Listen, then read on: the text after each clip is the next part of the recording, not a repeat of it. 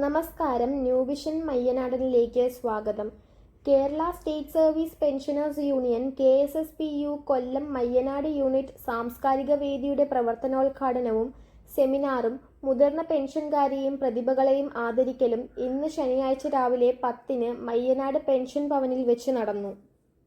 അധ്യക്ഷനായി unit president Shri G. വിജയകുമാറും ഭരണഘടനാ ആമുഖം unit joint secretary Shri K. Vijayan, സ്വാഗതം സാംസ്കാരിക വേദി കൺവീനർ ശ്രീ M. സതീശചന്ദ്രൻ, പ്രവർത്തനോദ്ഘാടനം ജില്ലാ സെക്രട്ടറി ശ്രീ K. രാജേന്ദ്രനും, ആശംസാ പ്രസംഗം block secretary Shri N. Gopinathan, convener block സാംസ്കാരിക വേദി Shri P. Pushpangadan, unit secretary Shri S.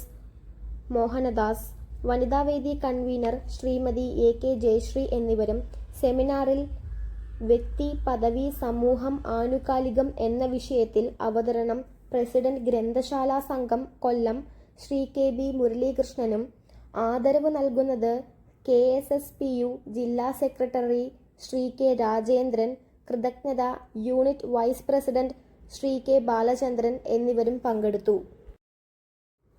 ആദരിക്കപ്പെട്ട മുതിർന്ന പെൻഷൻകാർ: Shri KN Sasidharan, Sindhuvihar Mayyanad. Shrimati KR Ambikamma, Anamika Mayyanad. Shrimati V. Susheela, Paleth Mayyanad. Shrimati Nalini, Alemazhukam Mayyanad. Shrimati N. Shobhana, Karthika Mayyanad. Shrimati P. Sathi, Neelambari Koottikada. Shrimati A. Lilly, Pyari Manzil Pullichira. ആദരിക്കപ്പെട്ട മറ്റുള്ളവർ: ശ്രീമതി M. റാഷിദ, തെങ്ങഴികം മയ്യനാട്. ശ്രീ K. വിജയൻ, ഇന്നീവരം മയ്യനാട്. ഓർമ്മശക്തിയിൽ അത്ഭുതം സൃഷ്ടിച്ച ബാലൻ ശ്രീ G. ആനന്ദിന്റെയും ശ്രീമതി S. വിജയമ്മയുടെയും കൊച്ചുമകനായ ശ്രീ രുദ്രഹാനു മാധവ്, മയ്യനാട് കാരിക്കുഴി പുലരിയിൽ എന്നിവരെയും ആദരിച്ചു. New Vision മയ്യനാടൻ.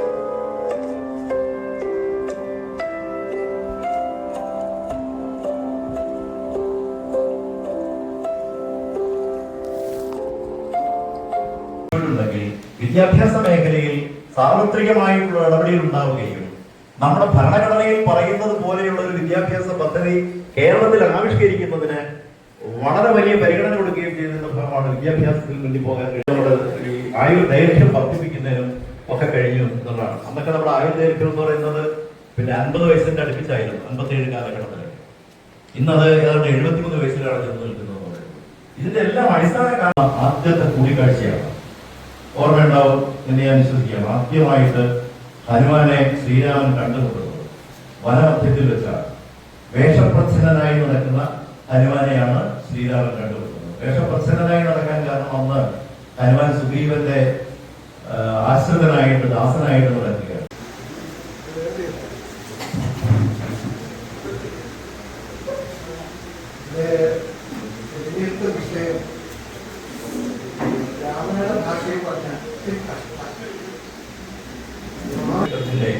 അപര്യാപ്തതകളും ബുദ്ധിമുട്ടുകളും അനുഭവിച്ചവരാണ് ഈ 70 വിഷയങ്ങൾ. പക്ഷെ ഇന്നിപ്പോ അവർ അനുഭവിക്കുന്നത് എന്താണ്?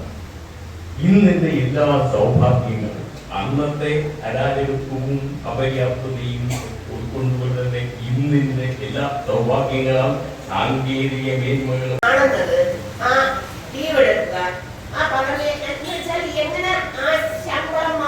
വാങ്ങിച്ചുകൊണ്ട് പോകുന്ന ഒരു പ്രവണത എല്ലാവരും സത്യസന്ധമായി ആ പദവിയെ നല്ല രീതിയിൽ ഉപയോഗിക്കുന്ന ഒരുപാട് പേരുണ്ട്. പക്ഷേ കാലഘട്ടത്തിന്റെ എന്തോ ഒരു അപജയമാണെന്ന് ഞാൻ കണക്കാക്കുന്നു. പലരും ആ കസേരയിൽ എത്തിക്കഴിയുമ്പോൾ തന്റെ കർത്തവ്യത്തെ അദ്ദേഹത്തിലേക്ക് ചെന്നു. അങ്ങനെ തുടങ്ങി ആനുകാലികമായ വിഷയങ്ങളിലേക്കല്ല അദ്ദേഹം കടന്നു വരികയും ഇത്രയും കോംപ്ലിക്കേഷനായി സബ്ജക്ട് ഇത്രയും വളരെ പരിമിതമായ രീതിയിൽ നിജപ്പെടുത്തി പറയണമെങ്കിൽ തീർച്ചയായിട്ടും ഒരു ഗ്യാരേജിൽ നിന്ന് എടുക്കുന്ന ഒരു വാഹനം നിശ്ചിത സമയം കൊണ്ട് അതിന്റെ ഓട്ട പ്രദർശനം കഴിഞ്ഞ് തിരിച്ച് ആ ഗ്യാരേജിൽ എത്തിക്കണമെങ്കിൽ അത് മറ്റൊരാളിന് എന്തെങ്കിലും ദുരിതമുണ്ടാകുന്ന ദോഷമുണ്ടാകുന്ന കാര്യം നമ്മൾ ചെയ്യരുത്. എന്തുവന്നാലും ഒരു വിനയം അവബോധാനം. കൂട്ടുകാരി ശ്രീമതി വിജയമ്മയുടെയും മകൻ ശ്രീ ജിനേഷ് ആനന്ദിന്റെയും മരുമകൾ ശ്രീമതി സിനു രാജിന്റെയും മകനാണ് രുദ്രഹനുമാൻ. അച്ഛൻ ബിസിനസ് ചെയ്യുകയാണ്, അമ്മ നൃത്ത അധ്യാപികയുമാണ്.